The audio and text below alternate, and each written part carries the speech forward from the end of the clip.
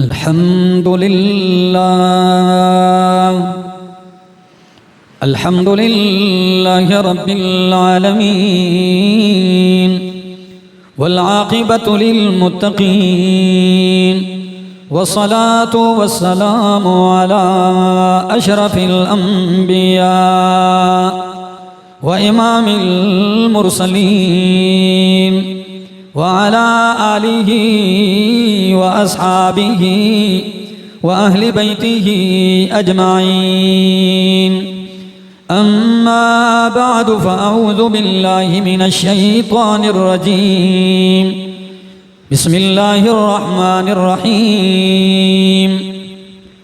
إلا تنصروه فقد نصره الله إذ أخرجه الذين كفروا ثاني اثنين إذ هما في الغار إذ يقول لصاحبه لا تحزن إن الله معنا فأنزل الله سكينته عليه وأيده بجنود لم تروها وجعل كلمة الذين كفروا السفلى وكلمة الله هي العليا والله عزيز حكيم. سبحان ربك رب العزة عما يصفون وسلام على المرسلين والحمد لله رب العالمین. انتہائی قابل عزت، قابل احترام، ذی قدر و ذی وقار بزرگوں، بھائیوں، عزیزوں، نوجوان ساتھیوں، السلام علیکم. دربار الہی میں التجا ہے کہ اللہ مجھے حق سچ کہہ سکنے، سمجھا سکنے کی توفیق نصیب فرمائے اور بعد ازاں مجھے اور آپ سب کو عمل کی بھی توفیق نصیب فرمائے. یہ ماہ سفر رواں دواں ہے اور تاریخ کے لحاظ سے اس مہینے کے آخر میں نبی اکرم صلی اللہ تعالی علیہ وسلم نے مکہ المکرمہ سے مدینہ المنورہ ہجرت فرمائی اور یہ ہجرت کا جو سبق ہے اور سیرت کا جو باب ہے اس میں امت کے لیے بہت ساری عبرتیں ہیں، نصیحتیں ہیں، سبق ہے. تو اس کا ایک حصہ گزشتہ جمعہ آپ کے سامنے عرض کیا کہ امام کائنات محمد الرسول اللہ صلی اللہ علیہ وسلم کے گھر کو رات کے اندھیرے میں گھیر لیا مشرکین نے، آپ کو قتل کرنے کا منصوبہ تیار کر لیا. انہی کے گھیرے میں اللہ کے پیغمبر کو اللہ نے حکم دیا کہ نکلے اور آپ وہاں سے نکلتے ہیں، ابو بکر صدیق کو ساتھ لیتے ہیں اور سفر پر روانہ ہوتے ہیں. پہلا قیام جو آپ نے فرمایا وہ غار ثور میں. غار ثور میں آپ پہنچتے ہیں. 3 دن اور 3 راتیں غار ثور میں نبی اکرم صلی اللہ علیہ وسلم اور ان کے ساتھ ابو بکر صدیق رضی اللہ تعالیٰ عنہ ہیں. حیرانگی کی بات یہ ہے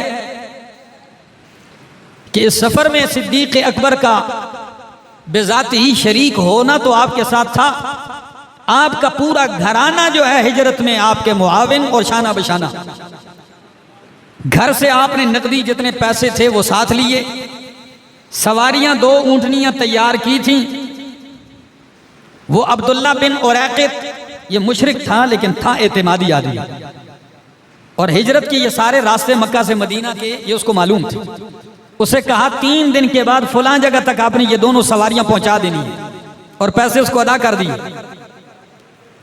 اور اپنے بیٹے سے کہا ابو بکر صدیق نے کہ بیٹا آپ نے دن بھر پورے مکہ میں دائیں بائیں ان کی میٹنگوں میں مجلسوں میں جانا ہے، مشرکین کی ساری خبر رات کے اندھیرے میں غار ثور تک پہنچا دینی ہے. اور غلام سے کہا نوکر سے کہ تو بکریاں چراتے چراتے دن بھر جہاں مرضی ہے چرا، لیکن شام کو عصر کے بعد چراتے قریب کرتے کرتے تو غار ثور کے پاس آ جانا تاکہ میں تازہ دودھ نکال کے اپنے پیغمبر کو پلا سکوں. اور بیٹی سے کہا حضرت اسماء بنت ابی بکر سے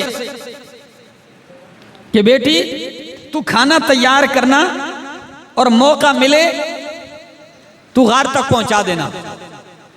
کیا خود کیا بچے، کیا نوکر اور خادم، ساری خدمت میں لگے ہوئے ہیں۔ 3 راتیں غار میں رہتے ہیں۔ اس غار کے اس منظر کو جو قرآن نے بیان کیا ہے، کمال کر دیا ہے۔ امام کائنات کی عظمتیں اور شان جھلکتی ہے، لیکن ساتھ ساتھ ایک لفظ مشہور ہو گیا، امت میں محاورہ چل پڑا ہے کہ صدیق اکبر نے غار تک جو وفا کی تو لفظ مشہور ہو گیا پیغمبر کے اس ساتھی صدیق کے لیے، صاحب الغار، اور امت بھی کہتی ہے یار غار۔ قرآن کیا کہتا ہے ذرا لفظوں پہ غور کیجئے۔ سورت کا نام سورت توبہ اور آیت نمبر ہے 41۔ فرمایا آیت نمبر 40، اِلَّا تَنْصُرُوهُ فَقَدْ نَصَرَهُ اللَّهُ، اگر تم میرے پیغمبر کی مدد نہیں کرو گے او لوگو، فَقَدْ نَصَرَهُ اللَّهُ، تو تحقیق اللہ مدد کر چکا ہے اپنے پیغمبر کی پہلے بھی، اور خاص طور پر اس ہجرت کی رات اور ہجرت کے سفر میں فرمایا فقد نصرہ اللہ، تحقیق اللہ مدد کر چکا ہے اپنے پیغمبر کی۔ اذ اخرجہ الذین کفروا، جب نکالا ان کو، یعنی امام کائنات کو، الذین کفروا، ان لوگوں نے جنہوں نے کفر کیا، ثانی اثنین، ثانی اثنین، 2 میں سے دوسرے کے ساتھ۔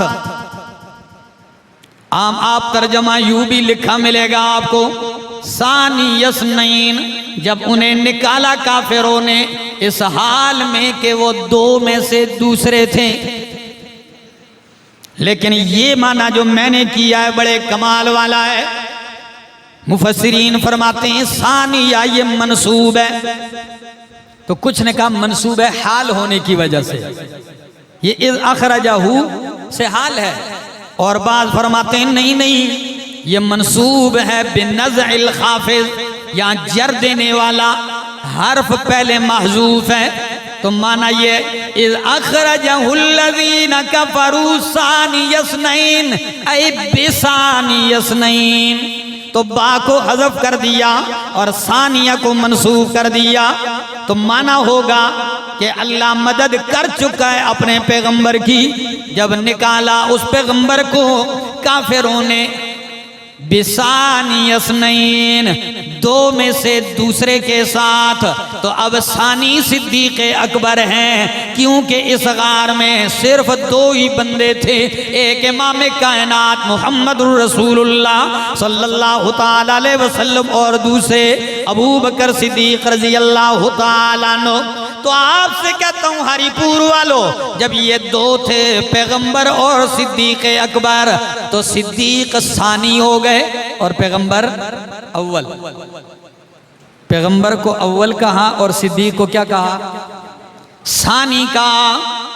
تو میرے دوستو آپ پورا قرآن کھنگال لیجئے، اگر آپ مطالعہ کریں گے اور صدیق اکبر کی زندگی کو پڑھ لیجئے تو قرآن کی یہ آیت دلالت کرتی ہے کہ اللہ نے صدیق اکبر کو پیغمبر کا ثانی کہا ہے، اور واقعی آپ تاریخ سیرت پڑھ لیجئے، صدیق اکبر پیغمبر پر سب سے پہلے ایمان لانے والی ان کی بیوی خدیجہ الکبریٰ، تو ثانی ابو بکر صدیق ہے، اور وفات میں اگر ہجرت میں دیکھو تو غار میں پہلے امام کائنات ہیں تو ثانی صدیق اکبر ہیں، اور اگر آپ مدینہ میں داخلہ دیکھیں پہلے نبی پاک دوسرے نمبر پر صدیق اکبر ہیں، اور وفات میں دیکھو گے، وفات سے پہلے دیکھو گے تو مصلی امامت میں اگر پہلے پیغمبر ہیں تو پیغمبر کی بیماری میں ثانی کون ہے؟ ابو بکر صدیق ہیں۔ قرآن نے بھی ثانی کہا، پوری زندگی آپ ثانی رہے، اور جب وفات ہوئی تو آپ خلافت میں بھی آپ پیغمبر کے بعد کیا ہیں؟ ثانی آپ ہیں، اور اگر وفات میں دیکھیں تو پیغمبر کے بعد حجرہ عائشہ میں ثانی کون ہے؟ بولو، ابو بکر صدیق ہیں۔ فرمایا اذ اخرجہ الذین کفروا جب نکالا ان کو کافروں نے ثانی اثنین دو میں دوسرے کے ساتھ، تو ثانی اثنین یہ ابو بکر صدیق کا لقب ہے۔ کس کا لقب ہے؟ ابو بکر صدیق کا لقب ہے۔ فرمایا جب دو کے ساتھ، دو میں سے دوسرے کے ساتھ نکالا، اور کیا منظر تھا غار کا، قرآن کریم عجیب نقشہ کھینچتا ہے۔ صدیق اکبر میں کی جولی میں امام کائنات آپ کی ران کے اوپر سر رکھ کے آرام فرمائے، اور صدیق اکبر پریشان ہے۔ امام کائنات نے جب صدیق اکبر کی آنکھ بر کے آپ کے چہرے کو دیکھا، فرمایا مالک یا ابا بکرین، ابو بکر آپ کو کیا ہو گیا، آپ پریشان ہیں؟ فرمایا اللہ کے پاک پیغمبر مشرق مکے کے مشرق غار کے قریب آ چکے ہیں، غار کے دائیں بائیں پھر رہے ہیں، اور بخاری کے الفاظ ہیں، فرمایا اگر کسی نے جھک کے اپنے قدموں کی طرف دیکھا تو ہمیں دیکھ لے گا۔ میں 2-3 سال پہلے اپنے ان ساتھیوں کے ساتھ گیا، تو جو غار ہے نا، غار سور، پیدل چل کے گئے، بڑی مشکل سے پہنچے وہاں۔ راستے میں انہوں نے پانی بھی لیا، شربت بھی لی، اور کئی دفعہ ٹھہر جاتے، تو میں ان کو راستے میں یاد دلاتا کہ ہجرت کی رات پیغمبر صلی اللہ علیہ وسلم جب ہر طرف سے آپ کے خلاف سازش تھی، اور آپ کی معیت میں صدیق اکبر تھے، تو غار میں ہم غار کی اوپر سے بندہ داخل ہوتا ہے، چوٹی پہ چڑھتا ہے پہاڑ کے اوپر سے، نیچے کی طرف غار کی طرف آتا ہے۔ 2 راستے ہیں غار کے، ایک نیچے کی جانب اور ایک اوپر کی جانب۔ تو جب بیچ میں ہم بیٹھے، میں نے ان سے کہا 2 منظر ہیں غار کے، اب دیکھو، اگر نیچے کی جانب دیکھو تب بھی لوگوں کا نیچے کا دھڑ نظر آتا ہے، پاؤں نظر آتے ہیں، تو نیچے کھڑے لوگ بھی اندر تب دیکھ سکتے ہیں جب جھکیں تھوڑا سا، اور اوپر کے لوگ کیونکہ وہ نیچے اترنا پڑتا ہے، تو اوپر لوگ گھوم رہے ہیں، پھر رہے ہیں، وہ بھی اگر اپنے قدموں کی طرف دیکھیں، اپنے ہی پاؤں کی طرف نیچے دیکھیں گے تو غار میں نظر پڑ جائے گی۔ فرمایا یا رسول اللہ صلی اللہ علیہ وسلم، دشمن غار کے دائیں بائیں اوپر نیچے پھر رہے ہیں، سر جھکا کے نیچے دیکھنے کی دیر ہے، نظر آ جائیں گے۔ پتہ ہے امام کائنات نے کیا فرمایا؟ فرمایا کلا، ہرگز نہیں ابو بکر، ما ظنک باثنین اللہ ثالثہما، او میرا ابو بکر تیرا ان 2 بندوں کے بارے میں کیا خیال ہے کہ 2 تو ہم ہیں، تیسرا ہمارے ساتھ اللہ ہے۔ ما ظنک باثنین اللہ ثالثہما، کہ اللہ ان کا تیسرا ہے۔ اللہ کیا عجیب جملے ہیں، اور قرآن مقدس کیا جملہ نقل کرتا ہے؟ فرمایا اذ یقول لصاحبہ لا تحزن، جب پیغمبر کہہ رہے تھے لصاحبہ، کس سے؟ او بولو یار، لصاحبہ، اپنے ساتھی سے، فاروق اعظم ہو، عثمان غنی ہو، جتنے بھی صحابہ کرام ہیں، ان کا صحابی ہونا یہ تواتر سے ثابت ہے، لیکن ابو بکر وہ ہیں کہ ان کو صاحب اور صحابی رب کے قرآن نے کہا ہے۔ فرمایا اذ یقول لصاحبہ، جب وہ کہہ رہے تھے اپنے صاحب ساتھی سے۔ اللہ اکبر، آج تک صاحب رسول اللہ تو پیغمبر سے جدا کون کر سکتا ہے؟ ابو بکر صدیق کو۔ قیامت تک یہ آیت پڑھی جائے گی اور کہا جائے گا کہ پیغمبر کے صاحب کون ہیں؟ ابو بکر صدیق ہیں۔ اذ یقول لصاحبہ، جب وہ اپنے ساتھی سے کہنے لگے لا تحزن ان اللہ معنا، غم نہ کر، اللہ ہمارے ساتھ ہے، ہم دونوں کے ساتھ ہے۔ پتہ ہے اس جملے میں اپنائیت کی انتہا ہے۔ موسیٰ علیہ السلام کے ساتھ ہزاروں بنی اسرائیلی ہیں، کتنے؟ ہزاروں بنی اسرائیلی ہیں، اور وہ ہزاروں بنی اسرائیلیوں کو لے کر نکلتے ہیں۔ فرعون پیچھا کرتا ہے، آگے سمندر کی موجیں آتی ہیں، پیچھے فرعون کی فوجیں ہیں۔ تو پتہ ہے بنی اسرائیلیوں نے کیا کہا؟ اِنَّا لَمُدْرَكُونَ، او موسیٰ ہم تو پکڑے گئے ہیں، آگے موج اور پیچھے فوج ہے۔ ہم کہاں جائیں؟ تو موسیٰ علیہ السلام نے ایک جملہ کہا، ہری پور والوں ذرا سنیے۔ موسیٰ علیہ السلام نے فرمایا کلا کلا ہرگز نہیں، ان معی ربی، کلا ہرگز نہیں، ان معی ربی، میرا رب میرے ساتھ ہے۔ حالانکہ 7,000 بنی اسرائیلی بھی ہیں، لیکن موسیٰ علیہ السلام کیا کہتے ہیں؟ میرا رب میرے ساتھ ہے۔ اور ادھر ہزاروں نہیں، ایک ہی ساتھی ہے، صدیق اکبر۔ لیکن اللہ کے پیغمبر یوں نہیں فرماتے ان معی ربی، بلکہ کہتے ہیں ان اللہ معنا۔ او بھائی اعتماد ہے پیغمبر کو، ان اللہ، اللہ ہم دونوں کے ساتھ ہے۔ ابو بکر کیا شان، ان اللہ معنا، اللہ ہمارے ساتھ ہے۔ اللہ آگے ذرا غور کیجئے، فرمایا فَأَنزَلَ اللَّهُ سَكِينَتَهُ عَلَيْهِ، اللہ نے نازل کیا سکینہ اطمینان اس پر۔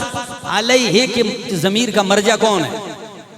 بہت سارے مفسرین معنی کرتے ہیں کہ اللہ نے سکینہ نازل کی علیہ اپنے پیغمبر پر، وَأَيَّدَهُ بِجُنُودٍ لَمْ تَرَوْهَا، اور اللہ نے اپنے پیغمبر حضرت امام کائنات کی تائید کی، مدد کی، بِجُنُودٍ ایسے لشکر کے ساتھ، لَمْ تَرَوْهَا جسے تم نہیں دیکھ سکتے۔ اللہ نے پیغمبر پر سکینہ نازل کی، لیکن کچھ لوگ بیمار ہوتے ہیں، ان کو صدیق اکبر کی عظمت ہضم نہیں ہوتی، شان، تو وہ کہتے ہیں دیکھو نا، پہلے آیت میں کہتے ہیں جی نبی علیہ السلام نے اس ابو بکر سے کہا لا تحزن، کیا کہا؟ ہاں، تو کہتے ہیں ابو بکر صدیق کو اپنی فکر لگی ہوئی تھی، ان کو اپنا ڈر تھا، تو نبی علیہ السلام نے کہا لا تحزن۔ لیکن قربان جاؤں، اللہ کو تو معلوم تھا بیمار لوگ آئیں گے، اللہ نے لا تخف کا لفظ نہیں ذکر کیا۔ نبی علیہ السلام نے ابو بکر سے یہ نہیں کہا لا تخف، تو ڈرنا، ڈر اپنا ہوتا ہے۔ فرمایا لا تحزن، غمگین نہ ہو۔ ابو بکر کو خوف نہیں تھا، پیغمبر کا غم تھا۔ اللہ نے لفظ استعمال کیا لا تحزن، غمگین نہ ہو، واہ، پریشان نہ ہو۔ اور مزے کی بات اگلے لفظ پہ غور کیجئے، فرمایا ان اللہ معنا، اللہ ہم دونوں کے ساتھ ہے۔ اللہ نے سکینہ نازل کی۔ امام ابن کثیر اور بہت سارے دیگر کئی مفسرین نے یہ توجیہ بھی نقل کیا، وہ یہ ہے کہ سکینہ پیغمبر پر نازل کرنے کی ضرورت نہیں، پیغمبر ہر وقت اللہ کی طرف سے سکینہ میں ہوتا ہے۔ سکینہ اس وقت اللہ نے ابو بکر صدیق پہ اتاری تھی، اس لیے کہ فکر کس کو تھی؟ غم ان کو تھا، ان کو پریشانی تھی، تو ان کے دل کے اطمینان کے لیے اللہ نے ان کے اوپر کیا نازل کی؟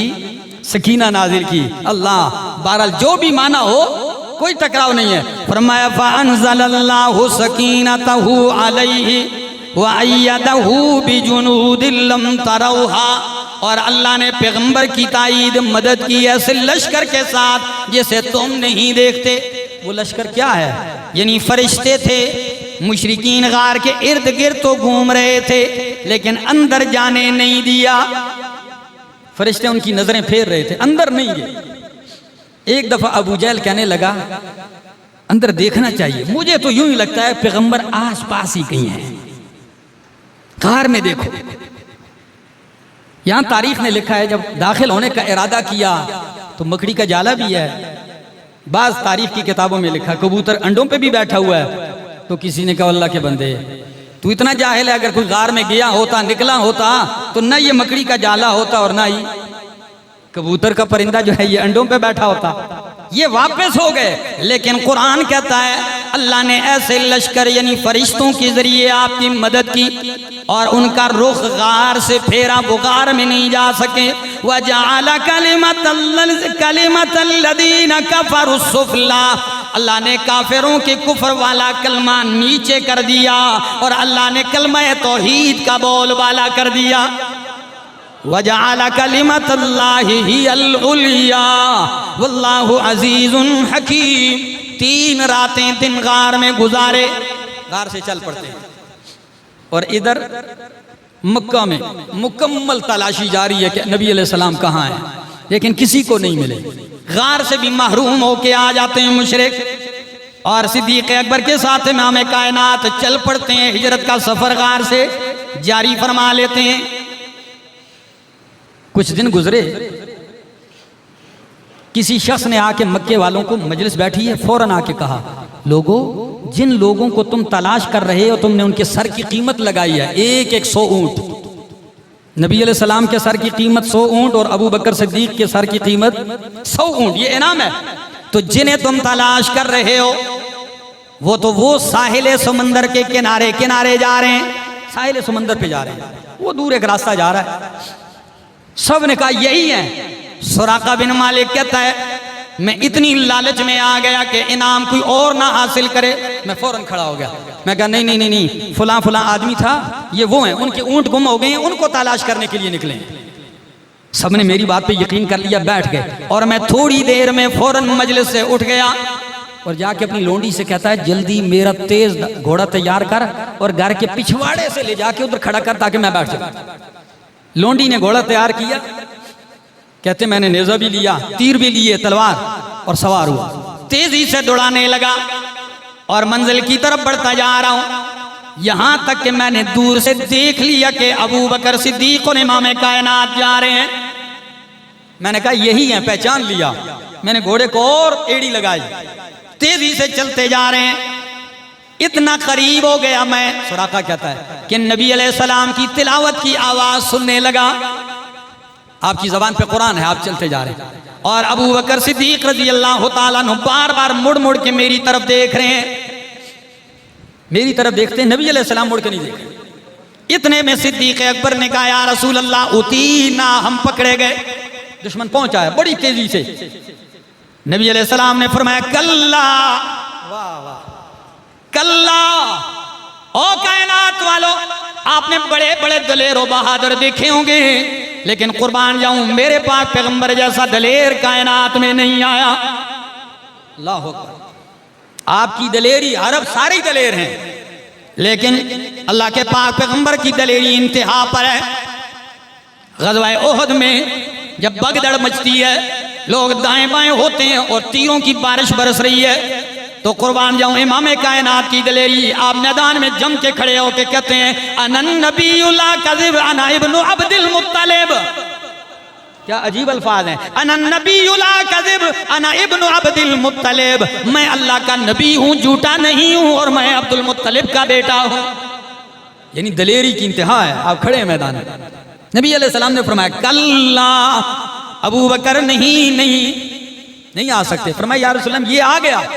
نبی علیہ السلام نے یوں چہرہ اٹھایا آسمان کی طرف، اللہ اکبر، یہ کوئی معمولی چہرہ تو نہیں ہے میرے سننے والوں، یہ وہ چہرہ ہے کہ کئی لوگوں نے صرف آپ کا چہرہ دیکھا بغیر کسی دلیل اور معجزہ دیکھے ایمان لے آئے۔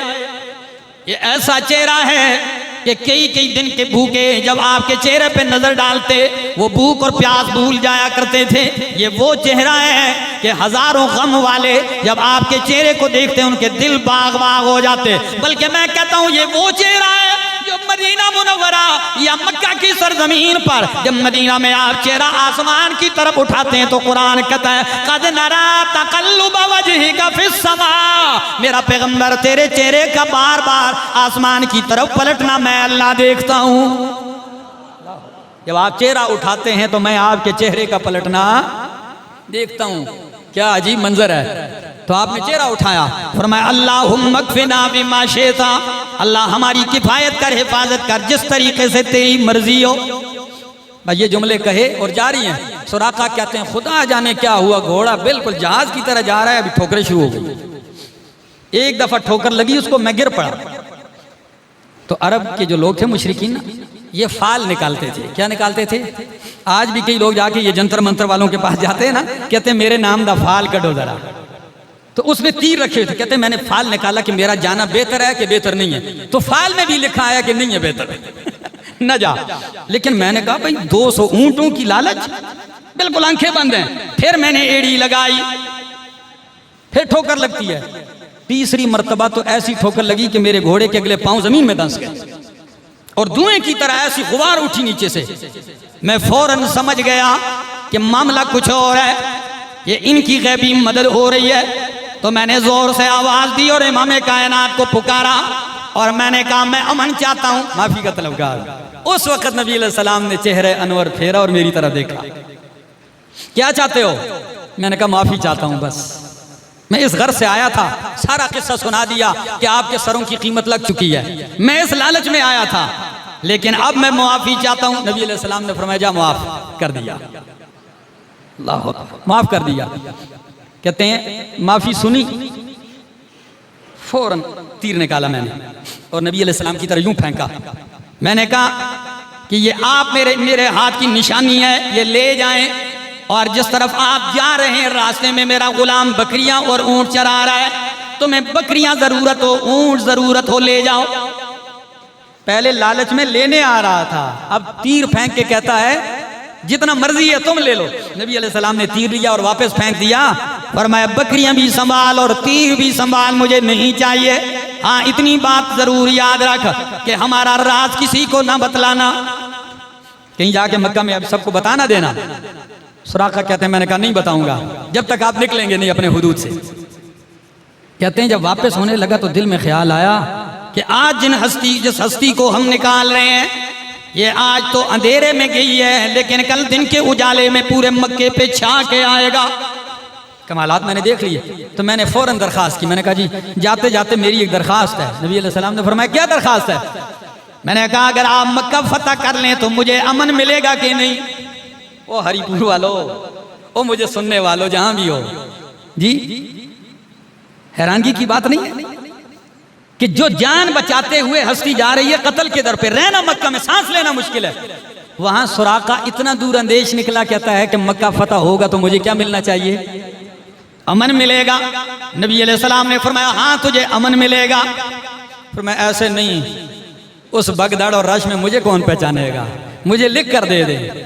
نبی علیہ السلام نے صدیق اکبر کے غلام سے کہا عامر، اللہ فرمایا عامر لکھ دو امن نامہ. تو عامر بن فہیرہ نے امن نامہ لکھا اور سراقہ بن مالک نے ڈال دیا، بڑی عزت کے ساتھ جیب میں رکھا. جانے لگا نبی علیہ السلام کی اوپر وحی آئی کہ سراقہ نے کچھ اندازے سے دور اندیشی سے سمجھ لیا، کچھ اور خبر بھی سنا دو. فرمایا سراقہ یہ تو نے کہا مکہ فتح ہوگا، ایسا دور بھی آئے گا کہ دنیا کی سپر پاور کسریٰ بن ہرمز کے وہ سونے کا تاج اور کنگن تجھے پہنائے جائیں گے. کہاں ایک بدو سراقہ اور کہاں اس دور کا سپر پاور کسریٰ ابن ہرمز، اس کے کنگن. میں نے کہا سراقہ کہتا، میں نے کہا کسریٰ؟ فرمایا ہاں وہی کسریٰ جس کا دبدبہ تمہارے دلوں پر ہے. کہتے ہیں میں واپس آ گیا اور امام کائنات چل دیے. چلتے چلتے نبی علیہ السلام نے ایک جگہ قیام کا ارادہ کیا، ایک چٹان کے پاس قیام کا ارادہ فرمایا. فرمایا ابو بکر صدیق یہ کوئی گھر ہے، کچا پکا سا مکان ہے، جا کے معلومات کر لو کوئی کھانے کے لیے مل جائے. ابو بکر صدیق پاس جاتے ہیں، گھر میں دیکھتے ہیں یہ عرب کی ایک بڑھیا خاتون ہے، ام معبد کا گھر ہے. تو صدیق اکبر جا کے گفتگو کرتے ہیں، کہتے ہیں اماں جان کچھ کھانے کے لیے ملے گا؟ وہ کہنے لگی ما فی بیتی شیئن، او مسافر میرے گھر میں کچھ بھی نہیں ہے، کچھ بھی نہیں ہے.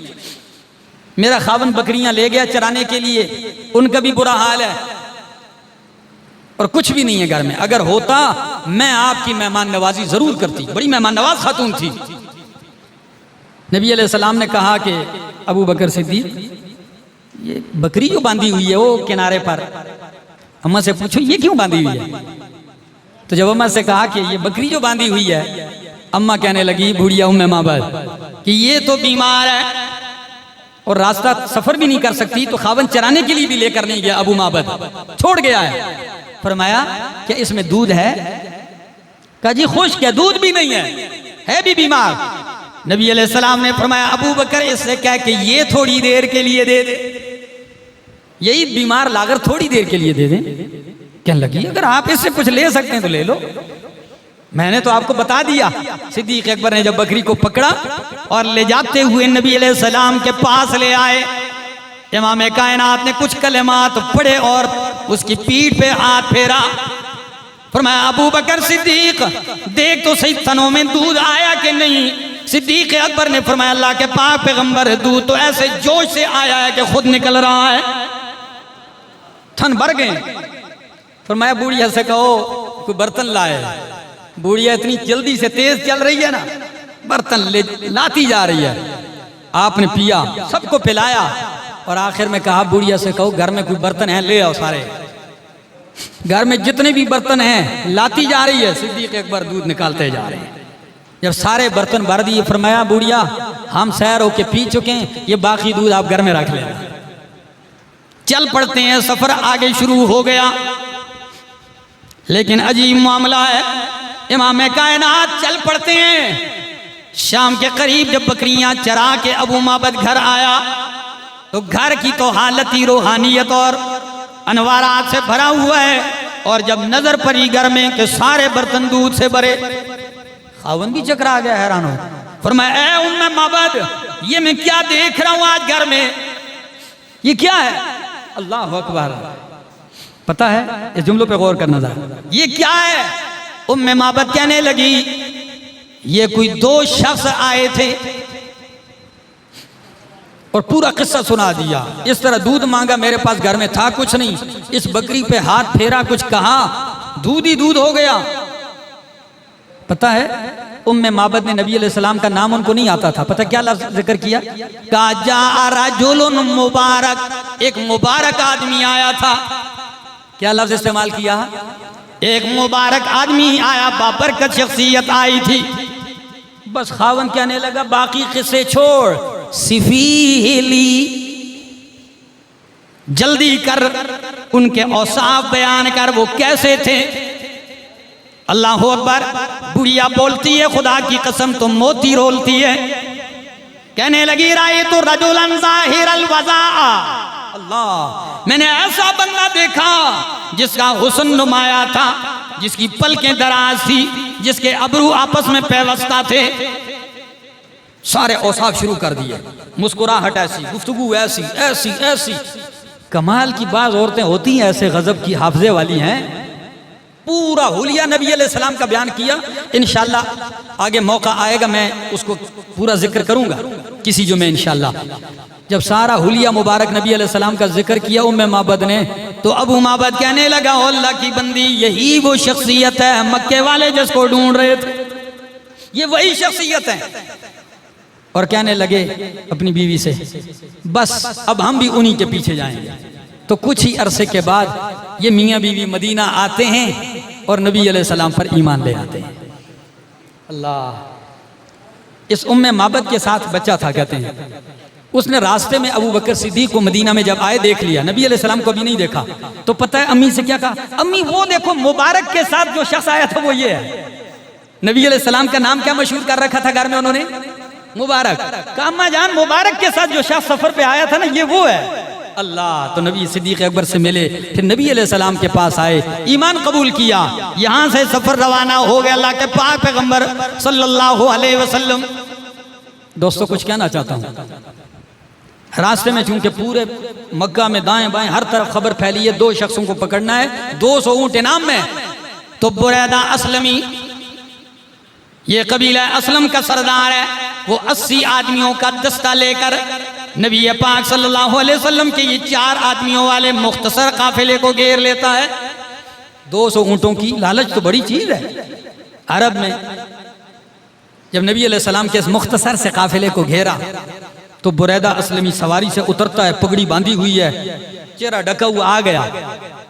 جیسے ہی قریب آیا، ابھی وہ بولا نہیں تھا کہ امام کائنات صلی اللہ علیہ وسلم پہلے بول پڑتے ہیں اور کہتے ہیں مسمک من انت و مسمک، تو کون ہے اور تیرا نام کیا ہے؟ بریدہ حیران، اتنی دلیری والی شخصیت کہ فوراً ڈرنے کے بجائے کہ ہم تو گھیرنے آئے ہیں، وہ مجھ سے ہی پوچھتے ہیں نام کیا ہے، کون ہے؟ بریدہ کہنے لگے انا بریدہ، میرا نام بریدہ ہے۔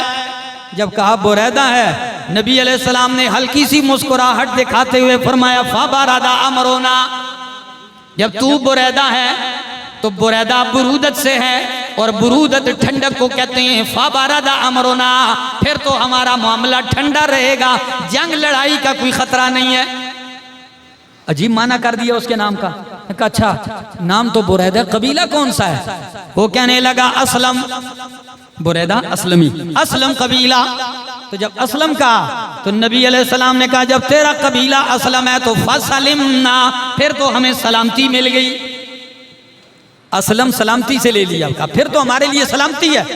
اچھا چھوڑو، قبیلہ اسلم بہت بڑا قبیلہ ہے، اس کی بہت ساری شاخیں ہیں، کون سی شاخ میں ہو؟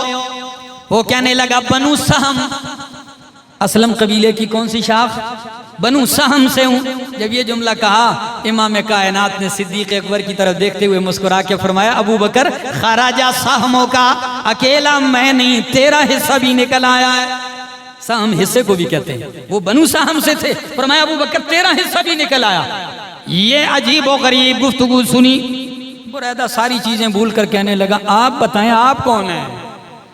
مجھ سے تو ایسا پوچھا، اب آپ بتائیں آپ کون ہیں؟ نبی علیہ السلام نے فرمایا انا محمد الرسول اللہ صلی اللہ علیہ وسلم، میں محمد اللہ کا رسول ہوں. جب یہ جملے کہے بریدہ نے دیر کیے بغیر فرمایا جب آپ رسول اللہ ہیں تو ہاتھ بڑھائیے. نبی علیہ السلام نے ہاتھ بڑھایا.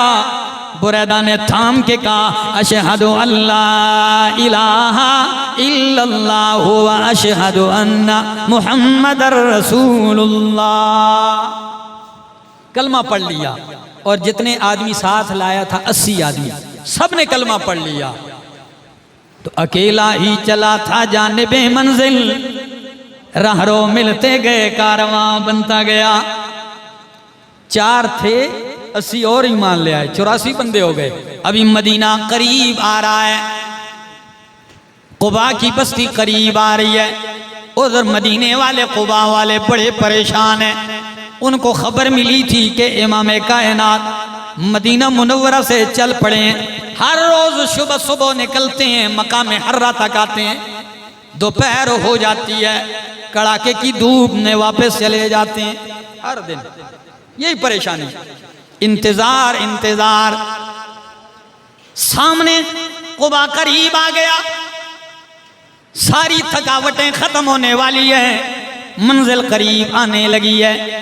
بریدہ اسلمی بھی 80 آدمیوں کے ساتھ آپ کی معیت میں ہے.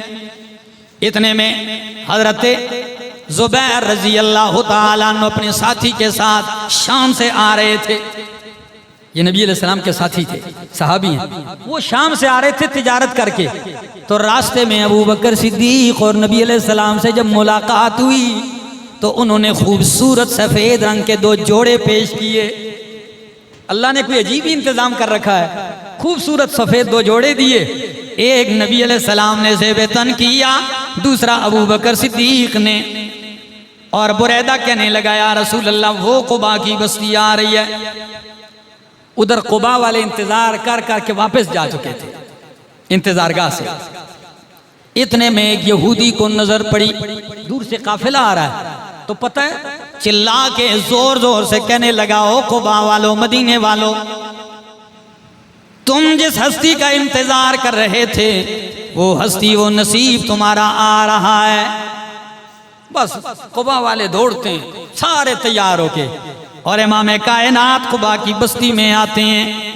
جو ہی پہنچتے ہیں اللہ اکبر، کلثوم بن حدم رضی اللہ تعالیٰ عنہ کے گھر میں آپ قیام کرتے ہیں.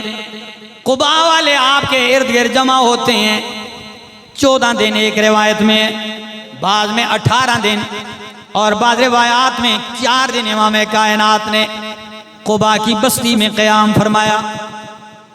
مدینے والے بھی آتے جاتے تھے قباء، کیونکہ مدینہ سے کچھ میل کے فاصلے پر قباء ہے.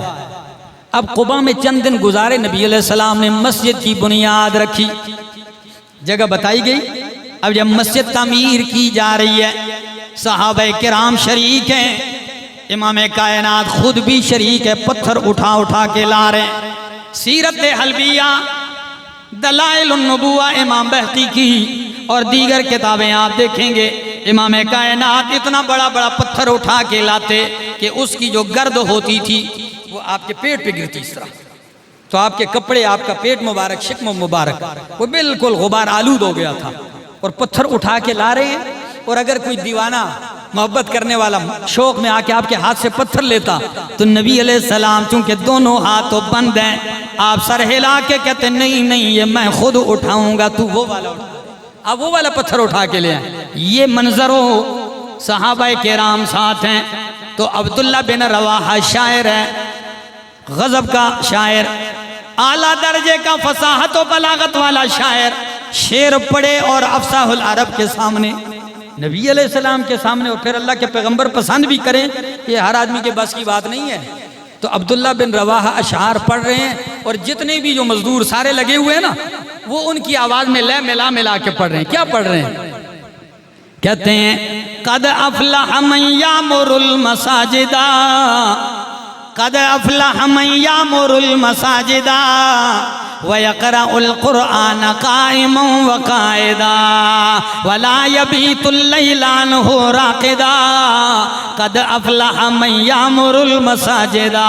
تحقیق کامیاب ہو گیا وہ شخص جو مسجد آباد کرتا ہے، وَيَقْرَأُ الْقُرْآنَ قَائِمًا وَقَائِدًا، اور بیٹھے اور کھڑے رب کا قرآن پڑھتا ہے۔ مسجد قباء تعمیر ہو گئی۔ کون سی مسجد قباء؟ اللہ مجھے اور آپ سب کو مدینہ لے جائے، اور پھر مدینہ منورہ میں جتنے بھی حج عمرے پر گئے ہیں تو اکثر لوگ آپ دیکھتے ہوں کہ مسجد نبوی میں نماز فجر پڑھتے ہیں تو پھر پیدل نکل پڑتے ہیں، بالکل ایک سیدھا راستہ انہوں نے بنایا ہے، سیدھا قباء تک جاتا ہے۔ ٹیکسی وغیرہ پر بھی لوگ جاتے ہیں، کئی لوگ پیدل چل پڑتے ہیں۔ تو نبی علیہ السلام بھی کبھی سواری پر، کبھی اکثر پیادل چل کے آتے تھے، قباء میں نماز پڑھتے تھے۔ یہ مسجد قباء آج جا کر دیکھو گے نا روح خوش ہو جائے گی۔ مسجد قباء یہ کیسی شان والی مسجد ہے؟ یہ میرے سامنے رب کا قرآن ہے، سورت کا نام سورت توبہ اور آیت نمبر 108 ہے۔ اللہ کا قرآن کہتا ہے، فرمایا لَمَسْجِدٌ أُسِّسَ عَلَى التَّقْوَى، لَمَسْجِدٌ أُسِّسَ عَلَى التَّقْوَى مِنْ أَوَّلِ يَوْمٍ أَحَقُّ أَن تَقُومَ فِيهِ رِجَالٌ يُحِبُّونَ أَن يَتَطَهَّرُوا وَاللَّهُ يُحِبُّ الْمُتَطَهِّرِينَ۔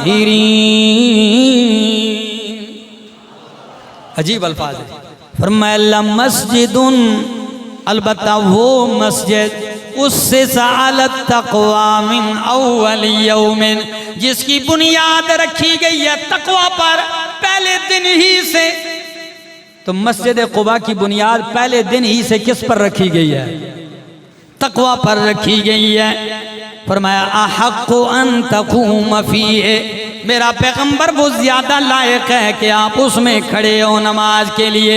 کیوں؟ فیہ رجال، اللہ، اب حدیث پڑھیں گے مسجد قباء کے بارے میں، یہ آیتیں اتری اور ابو داؤد کی حدیث ہے۔ جب یہ آیت کا اگلا ٹکڑا آیا کہ فیہ رجال، قباء میں کچھ لوگ ایسے ہیں، یحبون ان یتطہروا، وہ پسند کرتے ہیں کہ خوب پاک صاف رہیں، اور اللہ خوب پاک صاف رہنے والوں کو پسند کرتا ہے۔ تو ابو ہریرہ رضی اللہ تعالیٰ عنہ فرماتے ہیں نبی علیہ السلام نے قباء والوں کو بلایا، فرمایا او قباء والو، قرآن نے تمہاری پاکی کی تعریف کی ہے، تم کرتے کیا ہو، کیا کرتے ہو کہ تمہاری پاکی کی تعریف کی ہے؟ وہ کہنے لگے یا رسول اللہ صلی اللہ علیہ وسلم، جب ہم قضاء حاجت کے لیے جاتے ہیں، کیونکہ کھلی فضا میں جاتے تھے صحرا میں، تو ہم پہلے ڈھیلا استعمال کرتے ہیں، مٹی کا ڈھیلا، اس سے وضو خشک کرتے ہیں، اس کے بعد مزید پاکی کے لیے ہم پانی استعمال کرتے ہیں۔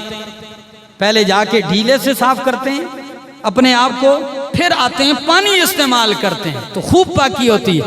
نبی علیہ السلام نے فرمایا اللہ نے اس کو پسند کیا ہے، اس عمل کو جاری رکھو۔ اور مسجد قباء شان کیا ہے، اس کی عظمت کیا ہے؟ اللہ کے پاک پیغمبر صلی اللہ علیہ وسلم کی 2 حدیثیں پڑھنے لگاؤں۔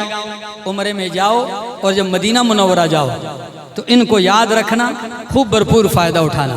پہلی حدیث نبی علیہ السلام نے فرمایا صلاۃ فی مسجد قباء، صلاۃ فی مسجد قباء، مسجد قباء میں نماز کا عمرتن عمرے کے برابر ہے. کس کے برابر؟ ابن ماجہ کی روایت. دوسری روایت ترمذی اور ابن ماجہ کی پڑھنے لگا ہوں. فرمایا من تطہر فی بیتہ، جو اپنے گھر میں وضو کر لے، وہاں ہوٹل میں جہاں رہائش ہے گھر میں وضو کر لے، پھر کیا کرے؟ ثم اتا مسجد قباء، پھر وہ مسجد قباء آئے، فصلی فیہ صلاۃً، اس میں نماز پڑھے. فرمایا کان لہو کا اجر عمرتن، اس کے لیے ایک عمرے کا ثواب ہے. تو عمرے والے اکثر مدینہ میں جب ہوتے ہیں نا، کئی لوگ تو روٹین ہوتی ہے ڈیلی آتے ہیں مسجد نبوی میں نماز پڑھتے ہیں، نفل پڑھنے کے لیے کدھر آ جاتے ہیں؟ مسجد قباء چلے جاتے ہیں، نفل پڑھتے ہیں، عمرے کا ثواب حاصل کرتے ہیں. اللہ، مسجد قباء کی عمارت بن گئی، نمازیں شروع ہو گئیں. 4 دن، یا مختلف الفاظ میں نے ذکر کیا، 18-14 دن آپ نے قیام فرمایا. فرمایا اب تیاری کرو، مدینہ چلنا ہے. کہاں جانا ہے؟ تو قباء والے پریشان ہو گئے کہ یہ ہم نے کوئی خدمت میں کمی کی ہے. کیا وجہ کہ نبی علیہ السلام، ان کے تو ذہن میں بھی نہیں تھا کہ نبی علیہ السلام آ گئے تو بس انہوں نے کہا تو ہم ادھر ہی رہیں گے. سارے جمع ہو گئے، یا رسول اللہ ہم سے کیا کوتاہی ہو گئی ہے کہ آپ مدینہ جا رہے ہیں؟ نبی علیہ السلام نے فرمایا کوتاہی کوئی نہیں، خدمت میں ناراضگی بھی کوئی نہیں ہے، لیکن مجھے حکم ہے ایک ایسی بستی شہر میں جانے کا کہ ان قریب کائنات کے سارے شہروں کی رونقیں اس کی رونق کے سامنے ماند پڑ جائیں گی. مدینہ کا نام مدینہ نہیں تھا، اس کا نام تو یثرب تھا، بیماریوں کا بسیرا ہوتا تھا. اور نبی علیہ السلام جس وقت ہجرت کر کے آئے اس وقت بھی بیماری کی وبا تھی اور اکثر صحابہ بیمار پڑ گئے تھے. لیکن قربان جاؤں، جب آپ نے قدم رکھا وہ یثرب نہیں رہا، وہ مدینۃ الرسول بن گیا. کیا بن گیا؟ مدینہ کا پہلا نام کیا رکھا گیا؟ مدینۃ الرسول. اللہ، پھر مدینۃ المنورہ بن گیا، پھر مدینہ طیبہ بن گیا، پھر طیبہ بن گیا، طابہ بن گیا. مختلف نام، مدینۃ الرسول، مدینۃ المنورہ، طابہ، طیبہ اور طیبہ، یہ پاکیزہ نام اللہ نے اس کو عطا کر دیے. مدینہ کیسے پہنچتے ہیں اگلے جمعے انشاءاللہ بیان کروں گا.